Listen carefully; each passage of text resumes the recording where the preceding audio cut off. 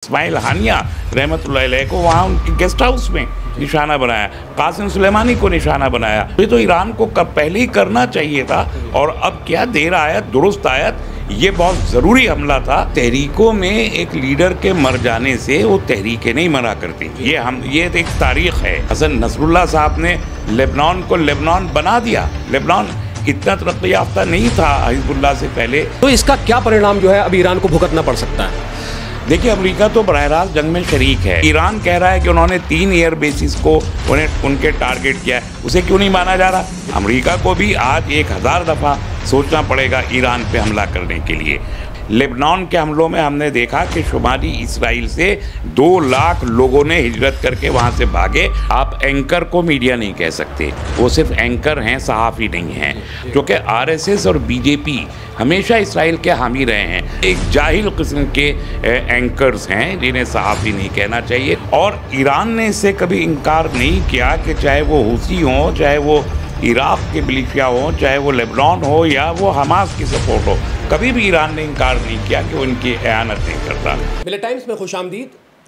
जिस तरह से इजराइल ने लगातार फ़लस्तीन में बर्बरता की हदें पार की हैं, लगभग 40,000 से ज़्यादा लोग जो है शहादत का जाम पी चुके हैं, जिसमें लगभग 20,000 छोटे छोटे मासूम बच्चे हैं। लेकिन आज पूरी दुनिया ने देखा कि जिस तरह से ईरान ने 200 से ज़्यादा मिसाइल मार के अपनी ताकत का नमूना पेश किया है, उसी को लेकर आज बात करेंगे। ईरान और इजराइल का जो एक मसला चल रहा है, तमाम सोशल मीडिया से लेकर मेनस्ट्रीम मीडिया, इंटरनेशनल मीडिया में अगर बात है तो आज एक ऐसी सुपर पावर इजराइल जो अपनी जो एक उसकी सिक्योरिटी है उसको लेकर हमेशा बात होती है। मेरे साथ डॉक्टर तस्लीम रहमानी साहब मौजूद है, उनसे बात करूंगा। सर, मैं ये जानना चाहता हूं, जिस तरह से ईरान ने आज हमला किया है और इजराइल लगातार फ़लस्तीन को बर्बाद करने पे तुला है, वहां इतनी शहादतें हो गई हैं, तो इस हमले को कैसे देखते हैं और इसका क्या कुछ असर जो है वो होने वाला है इजराइल पे?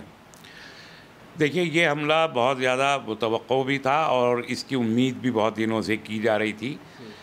दुनिया में प्रॉक्सी वॉर होती है, जहाँ भी हो रही है प्रॉक्सी वॉर है। यूक्रेन में भी एक प्रॉक्सी वॉर है जिसमें यूएस, इसराइल और तमाम यूरोपियन यूनियन, नेटो शामिल है, और यूक्रेन के कंधे पे बंदूक रख के रूस से लड़ रहा है। इसी तरीके से अमेरिका की प्रॉक्सी इसराइल एक जानिब एशिया से लड़ रहा है, दूसरी जानिब मुस्लिम खित्ते से लड़ रहा है, और इसके लिए उसने हमास को टारगेट किया हुआ था, पिछले 2007 से किया हुआ था। अब आके हमास ने 7 अक्टूबर को अपनी जद्दोजहद का आगाज़ किया, तो उसके नतीजे में आप देख रहे हैं कि 46,000 से ज़ायद लोग मारे गए, 1.5 लाख लोग ज़ख्मी हो गए। ये सब कुछ हुआ। उसके जो मददगार थे लेबनान में हिजबुल्लाह से मुस्तकिल स्कर्मिशेस चल रही थी और पूरी की पूरी उनकी लीडरशिप को ख़त्म करने की कोशिश की। ईरान के अंदर अब ये सबका सब के पीछे ईरान है, और ईरान ने इससे कभी इनकार नहीं किया कि चाहे वो हूसी हों, चाहे वो इराक़ के मिलिशिया हों, चाहे वो लेबनान हो या वो हमास की सपोर्ट हो, कभी भी ईरान ने इनकार नहीं किया कि वो इनकी एयानत नहीं करता। और इसलिए इन्होंने अंदर उनके घर में उनके मेहमान हिजबुल्लाह के चीफ इस्माइल हानिया रहमतुल्लाह अलैह को वहाँ उनके गेस्ट हाउस में निशाना बनाया, कासिम सुलेमानी को निशाना बनाया, और जो उनके चीफ थे आर्मी के, इसी तरह और जो उनके अहम ओहदेदार थे उनको ये मुस्तकिल टारगेट करता रहा है। तो ये जवाब देना ईरान की एक ज़िम्मेदारी थी, उस खित्ते में अपने वजूद को बरकरार रखने के लिए भी, और जो नुकसानात बहैसियत ममलिकत ईरान को इसराइल और उसके बॉसेस अमेरिका और नेटो वगैरह ने पहुंचाए, तो ये तो ईरान को पहले ही करना चाहिए था। और अब क्या देर आयत दुरुस्त आयत, ये बहुत ज़रूरी हमला था, और इसके नताइज बहरहाल हमको 24 घंटे भी नहीं गुजरे हैं कि नताइज दिखाई दे रहे हैं। सर, आपने इस्माइल हानिया का जिक्र किया है। सैयद हसन नसरुल्लाह की शहादत हो जाती है 2 दिन पहले, और ये बड़े लोग थे, ये ऐसे लोग थे जिनसे कहीं ना कहीं एक ढांढस बना हुआ था, लेकिन इन्होंने शहादत का जाम पिया है। आपको लगता है कि जैसे सोशल मीडिया या मेन स्ट्रीम मीडिया पर तमाम लोग बात करते हैं, और ये भी कहा जाता था ईरान के ऊपर काफ़ी एलिगेशन लगे हैं कि ईरान सिर्फ बातें करता है, आपने भी सुना होगा पीछे, लेकिन वो उस तरह से साथ नहीं दे पा रहा है, लेकिन आज हमला किया है तो पूरे हिंदुस्तान और पूरी दुनिया ने ये देख लिया है कि ईरान वाकई में फ़लस्तीन के साथ खड़ा है। तो इनकी शहादत जब हुई है, तो आपको लगता है कि इनकी शहादत की वजह से ये तमाम चीज़ें हो रही हैं? देखिए, शहादत तो हुई है, इसमें कोई दो राय नहीं, बहुत तकलीफ़ दे शहादत है, लेकिन तहरीकों में एक लीडर के मर जाने से वो तहरीकें नहीं मरा करती। ये एक तारीख़ है। इस्माइल हानिया साहब की शहादत से पहले भी यासीन साहब की शहादत हुई तो क्या हमास ख़त्म हो गया? हसन नसरुल्लाह रहमतुल्लाह अलैह की शहादत से पहले मूसवी साहब की शहादत हुई तो क्या हिजबुल्लाह ख़त्म हो गया? तो इन शहादतों से तहरीकें मजबूत होती हैं, मरती नहीं हैं। और इसराइल जैसे मुल्क और अमेरिका जैसे मुल्क सिर्फ जो अपनी जान बचाने के लिए ही ज़िंदा रहते हैं, वो इस हकीकत को समझ नहीं सकते कि ये तहरीक वाले लोग जान देने के लिए आके खड़े होते हैं तहरीक में, जान बचाने के भागने वालों में से नहीं है, जैसे कल नेतन्याहू साहब भाग रहे थे।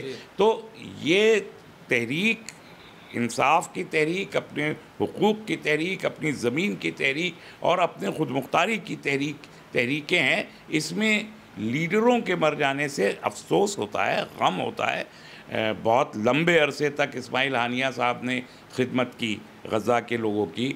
हसन नसरुल्लाह साहब ने लेबनान को लेबनान बना दिया। लेबनान इतना तरक्की याफ्ता नहीं था हिजबुल्लाह से पहले जितना हसन नसरुल्लाह साहब ने बनाया। हिजबुल्लाह के और हसन नसरुल्लाह साहब के एहसानात हैं लेबनान के ऊपर और ज़ाहिर गज़ा के लोगों पर भी, और इन सब के को मदद करता रहा ईरान और खुलेआम करता रहा, किसी से ढक छुप के नहीं किया है।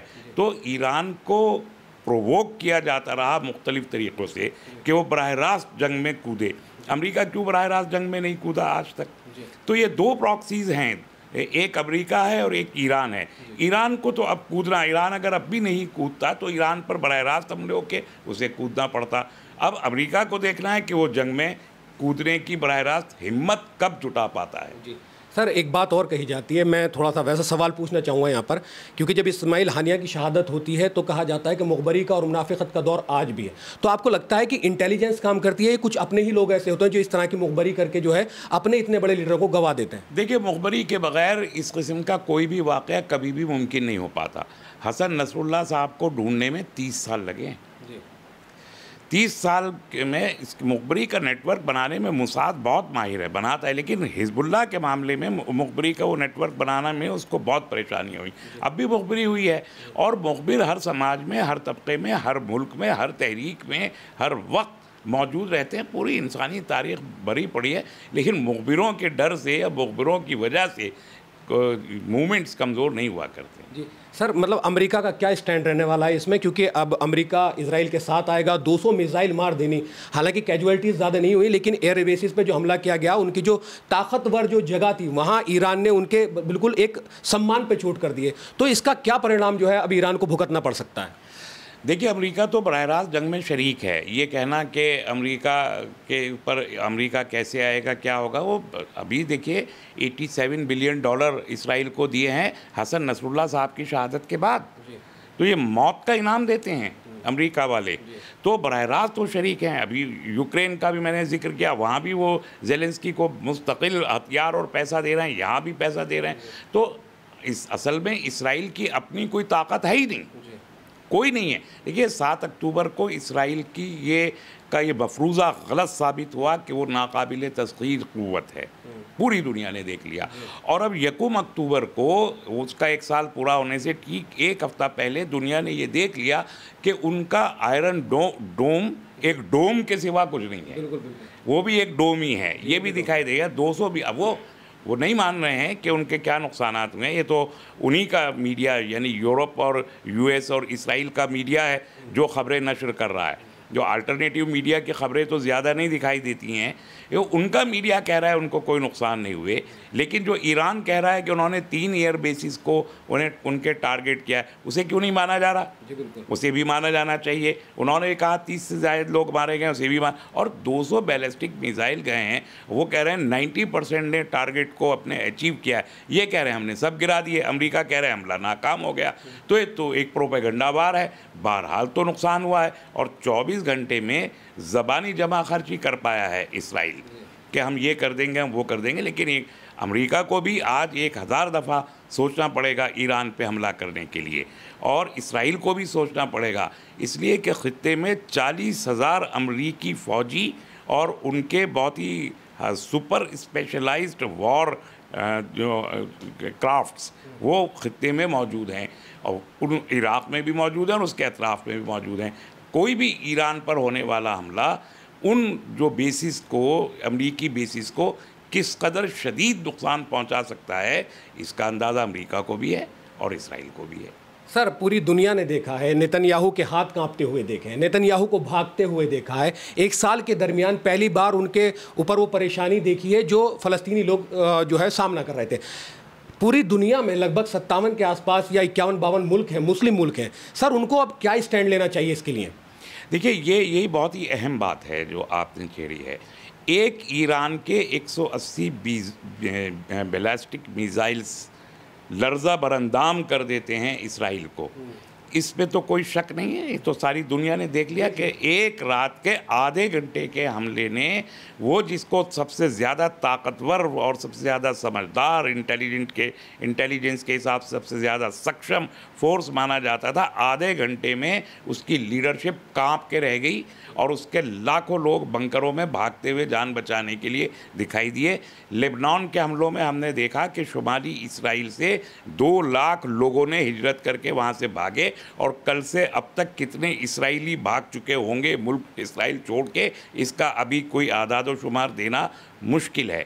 अगर एक ईरान के आधे घंटे के इस हमले में इसराइल का ये हशर हो सकता है, तो 57 ममालिक, और जो ख़ास तौर पर जॉर्डन का रोल बहुत ख़राब है इस सिलसिले में, मिस्र का रोल बहुत ख़राब है इस सिलसिले में, अगर ये जो सरहदी ममालिक हैं, यही सरहदी ममालिक एक साथ एक क़ुव्वत कायम करें, तो इसराइल एक बहुत ही छोटा सा एक नुक्ता है जिसे आसानी से मिटाया जा सकता है। लेकिन ज़ाती मनफियतें और ज़ाती जो अगराज़ हैं, मफाद हैं, उन मफादात के तहत इन पड़ोसी ममालिक ने, इसराइल के पड़ोसियों ने और ईरान के पड़ोसियों ने मुनाफ़क़त का जो रोल अदा किया है, मैं समझता हूँ कि जंग का शोला अगर भड़का और जंग तेज़ हुई तो इन्हीं ममालिक के अवाम 2011 की अरब स्प्रिंग की तरह फिर खड़े होंगे और अपनी हुकूमतों को उखाड़ फेंकेंगे। सही सर, इसमें टर्की का नाम मैं यहाँ शामिल करना चाहूँगा। तैयब एर्दोगान,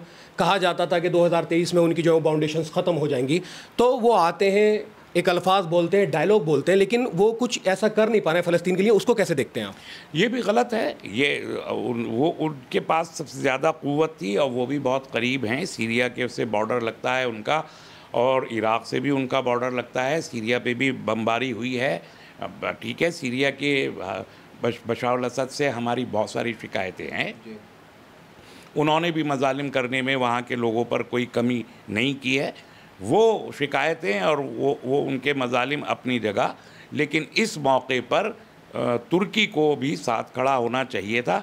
और जो ख़बरें मिल रही हैं, तुर्की के अवाम में तैयब रजब एर्दोगान साहब को लेके अब बड़ी मायूसी पैदा होने लगी है। तो मुझे उम्मीद है कि ये अवाम तुर्की के तो समझ लेना चाहिए कि 2016-2015 में जब वहाँ फ़ौजी बगावत की कोशिश की गई थी, तो तुर्की के अवाम बाहर आके टैंकों के सामने लेट गए थे और चंद घंटे में उस बगावत को ख़त्म कर दिया था।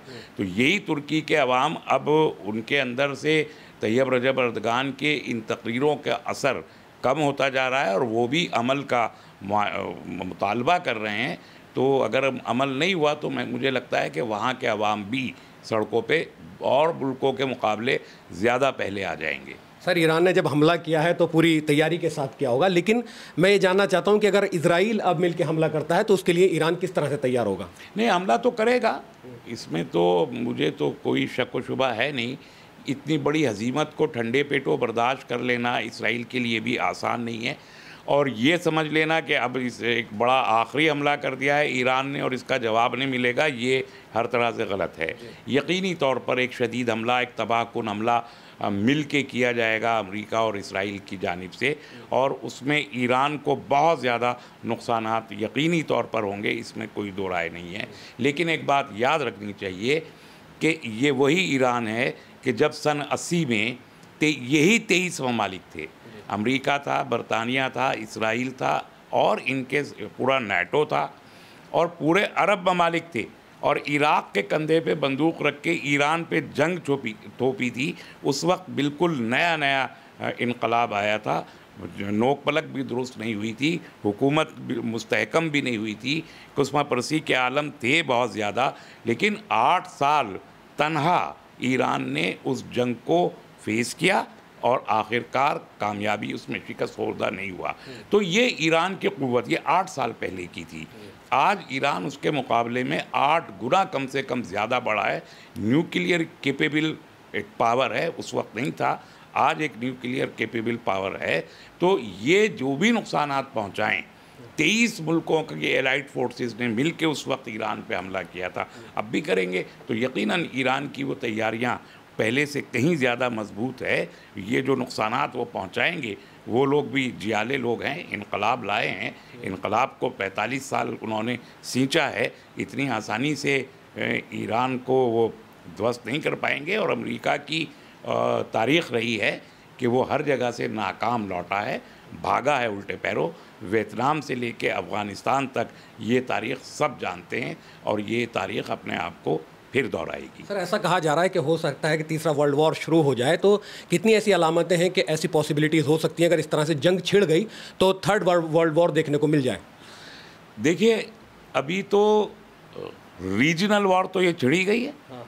जो मगरबी एशिया में एक रीजनल वॉर छिड़ गई है। ये वर्ल्ड वॉर में बदले इसके खदशात भी बहरहाल हैं।